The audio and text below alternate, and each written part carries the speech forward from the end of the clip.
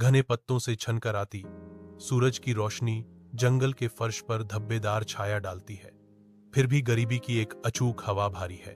राजू, एक युवा बंदर, टूटे हुए पेड़ के नीचे गंभीरता से बैठा है। उसकी छोटी बहन मीना उसके बगल में है।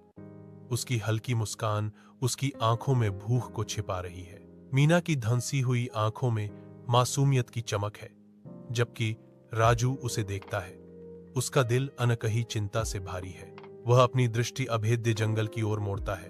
उसके चेहरे पर चिंता और भयंकर दृढ़ संकल्प का स्पष्ट मिश्रण है। अदृश्य जानवरों की दूर से आती धीमी आवाजें हवा में गूंजती हैं। उनके हताश अस्तित्व का एक भयावह साउंड ट्रैक बिजली क्षण भर के लिए रात को चीर देती है। एक भयावह चमक में बारिश से लथपथ जंगल को स्पष्ट रूप से रोशन करती है। राजू और मीना एक टूटे हुए पेड़ के कंकाल के नीचे कांपते हुए एक साथ दुबक जाते हैं। तूफान के प्रकोप से शरण मांगते हैं। हवा का एक अचानक हिंसक झोंका पत्तों के बीच से होकर गुजरता है और उनके नाजुक आश्रय को चीर देता है। टूटा हुआ पेड़, उनकी आखिरी उम्मीद, जमीन पर गिर जाता है, जिससे वे लगातार बारिश में भीगने के लिए मजबूर हो जाते हैं। आदिम भय से आंखें चौड़ी किए राजू और मीना एक दूसरे से चिपके हुए हैं।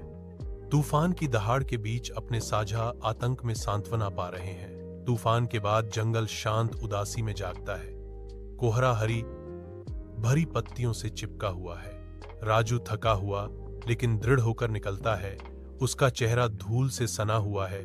उसके हाथ में केले का एक गुच्छा है।